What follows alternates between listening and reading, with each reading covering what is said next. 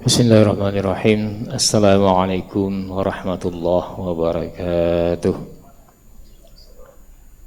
Innal hamdalillah nahmaduhu wa nasta'inuhu wa nastaghfiruh wa na'udzu billahi min shururi anfusina wa min sayyiati a'malina. Man yahdihillahu fala mudilla lahu wa man yudlilhu fala hadiya lahu. Asyhadu an la ilaha illallah wa asyhadu anna Muhammadan 'abduhu wa rasuluh. Allahumma salli wa sallim wa barik ala Muhammad wa ala alihi wa sahbihi ajma'in. Ibadallah, faqala Allah ta'ala fil Qur'anil Karim, a'udzu billahi minasy syaithanir rajim. Bismillahirrahmanirrahim. Laisal birra an tuwallu wujuhakum qibalal masyriqi wal maghrib, walakinnal birra man amana billahi wal yawmil akhir wal malaikati wal kitabi wan nabiyyin. وآتى المال على حبه ذوي القربى واليتامى والمساكين وابن السبيل والسائلين وفي الرقاب وأقام الصلاة وآتى الزكاة والموفون بعهدهم إذا عاهدوا والصابرين في البأساء والضراء وحين البأس أولئك الذين صدقوا وأولئك هم المتقون. صدق الله العظيم. Rabbi syrah li sadri wa yassir li amri wa hlul 'uqdatam min lisani yafqahu qawli. Rabbi yassir li wa la tu'assir, Rabbi tammim bil khair. Alhamdulillah, segala puji dan puji bagi Allah Subhanahu wa taala yang telah melimpahkan rahmat karunia pada kita sehingga pada zuhur yang berbahagia ini Allah masih menitipkan ruh di dalam tubuh kita. Yang jika ruh ini sudah tidak ada dalam tubuh kita, maka kita tidak akan berada di sini lagi. Sementara itu Allah katakan wa ta'uddu ni'matallah la tuhsuha. Betapa banyak nikmat Allah yang kalau kamu ingin menghitungnya, kamu tidak akan mampu menghitungnya. Maka bagi kita sewajarnya menjadi orang-orang yang bersyukur atas nikmat Allah. Wa may yashkur fa innama yashkuru li nafsihi. Barang siapa yang bersyukur, maka kesyukuran itu akan dikembalikan kepada dirinya sendiri.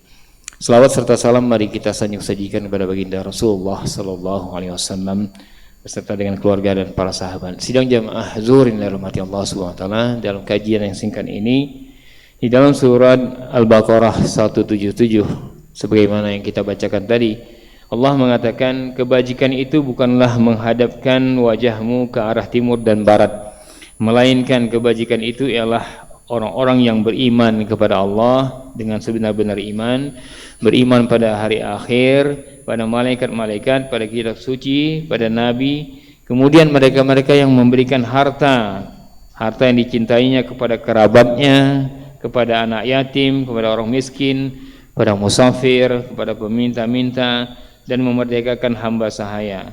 Kemudian juga mereka melaksanakan salat, menunaikan zakat, menepati janji apabila mereka berjanji, dan bersabar atas dalam kemelaratan, penderitaan, dan pada masa peperangan. Mereka itulah orang-orang yang benar dan mereka itulah orang-orang yang bertakwa. Sidang jamaah dirahmati Allah Subhanahu wa taala, ayat laisal birra an tuwallu wujuhakum ini diturunkan pada awal periode Madinah. Ketika itu ada debat antara orang Yahudi dengan Nasara. Orang Yahudi menghadapkan wajahnya ke barat, yaitu ke Baitul Maqdis. Jadi mereka membanggakan ketika mengetahui bahwa Rasulullah juga pada awalnya menghadapkan wajahnya ke arah Baitul Maqdis. Jadi belum ke Ka'bah, belum ke Mekah. Jadi mereka senang sekali dan mengatakan itulah kebaikan. Jadi kebaikan yang kemudian menghadapkan tubuh Anda, wajah Anda ke barat. Sementara orang Nasara mereka mengatakan bahwa bukan, yang dikatakan kebaikan itu menghadap ke timur. Timur yang maksud mereka ini adalah Yaman, yaitu di bawah negeri Saudi.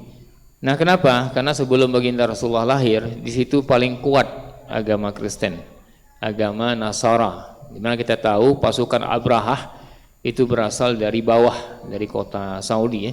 Mereka menyerang Ka'bah. Jadi sampailah pada orang-orang, jadi yang mana kebaikan nih? Maka seorang lelaki bertanya kepada baginda Rasulullah ketika Rasulullah sedang memberikan tausiah, ya Rasulullah, yang disebut dengan kebajikan, pu menghadap ke barat, pu menghadap ke timur. Maka kemudian Allah menurunkan ayat ini mengatakan bukan ke barat, bukan ke timur, tetapi intinya adalah kalian benar-benar beriman kepada Allah, kepada hari akhir, kepada malaikat, pada kitab, ya, pada nabi-nabi. Nah, kita meyakini para nabi. Tidak sah iman seorang muslim jika dia tidak meyakini Nabi Isa misalnya. Karena saking bengihnya dengan orang-orang Kristen, kita tidak mengakui Nabi Isa sebagai nabi, nggak boleh.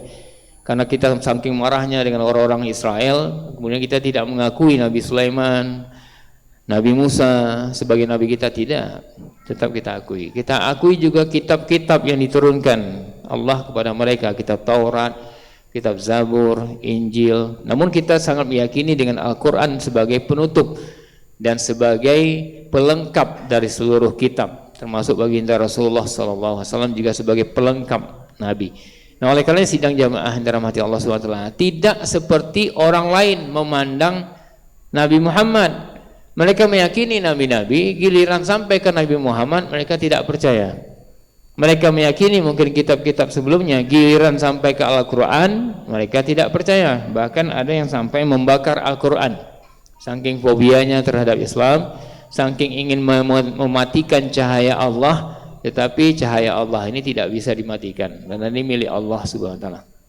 Allah akan menghidupkan terus cahayanya hingga kemudian sampai dengan jadwalnya atau sampai dengan waktunya, nanti kemudian dicabut.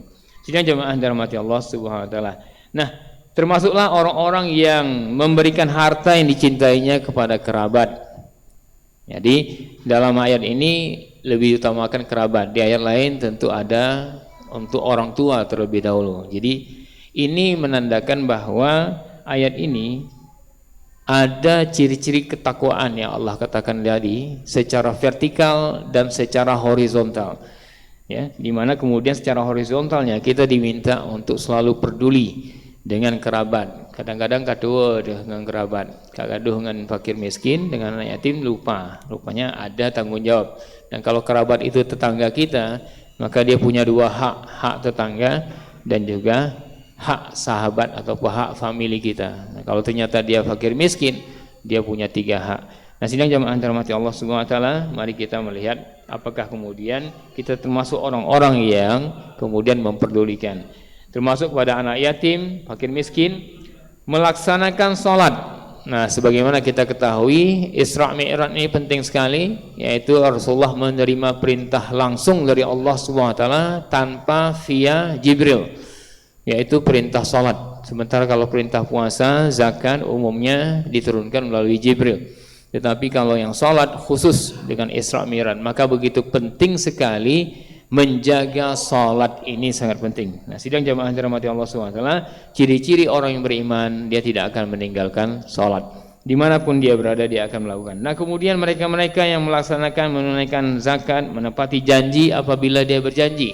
Sidang jamaah dirahmati Allah SWT, yang berjanji ini bukan cuma calon anggota dewan, bukan cuma calon bupati, calon gubernur yang memang selalu mereka berjanji dan harus ditunaikan. Tetapi kita-kita yang biasa ini pun sering berjanji, antara dosen dengan mahasiswa, antara dokter dengan perawat, sesama dokter, antara dokter dengan pasien. Kita juga sesama pasien, kadang-kadang banyak juga kita berjanji dengan staf ini, berjanji dengan orang ini, berjanji dengan ini. Tetapi kemudian karena mungkin kita menganggapnya biasa sajalah, atiji ban mundo becut kahana upu. Contoh, kita misalnya punya pekerjaan dengan pekerja kita, ada upahnya, anggap saja upahnya 5 juta rupiah, dia renovasi pagar rumah kita. Nah, kemudian kita sudah bayar 4,5 juta, tinggal 500 ribu itu. Lantas dia bilang, Pak janji lo rempuk 500 ribu itu nya, kajaukan tuh tinggal 40. Begitu dia datangnya 10, sudah diberitahukan kepada sekretaris, Pak ada tamu Pak. Tapi kita cuek karena Allah 500 ribu putan. Nah, kemudian kita abai, kita cuai, kaluhu katuone, kata ya pejobu, nenda keluar kita pulang, bantau ada yang lo, hai pupuk no, mana pun orang ayu, ya, dia katakan Pak, ilong kan yujak no positif lo, ilong perlihat, pengen, bagi kita mungkin tidak seberapa, tapi bagi dia penting sekali. Nah, yang menunaikan janji seperti ini harusnya kita tunaikan, kita harus mohon maaf dan kemudian beristighfar juga. Karena sidang jamaah dirahmati Allah, bukan ciri-ciri seorang mukmin apabila dia selalu mengabaikan janji dia. Nah, oleh karenanya mari kita evaluasi janji kita bagaimana. Nah, sidang jamaah dirahmati Allah Subhanahu wa taala, termasuklah orang-orang yang bersabar dalam kemelaratan, penderitaan dan pada masa peperangan, dan ini berat. Ini berat untuk berjaga bersabar. Mudah-mudahan Allah memberikan kita keutamaan karakter seperti itu. Dan sidang jamaah dirahmati Allah Subhanahu wa taala, ayat ini menandakan bahwa dimensi vertikal dan dimensi horizontal adalah dimensi ketakwaan yang harus kita penuhi. Karakter kita bukan cuma sholat, ibadah-ibadah kita pada Allah, tapi juga ibadah kita, ibadah sosial bersama dengan masyarakat, bersama dengan fakir miskin dan golongan-golongan yang lemah. Mudah-mudahan ayat ini memberikan peringatan bagi saya dan juga bagi kita semua, dan mudah-mudahan ini juga membekalkan kita menghadapi dengan Ramadan. Billahi fi sabil haq, lebih kurang saya mohon maaf. Assalamualaikum warahmatullahi wabarakatuh.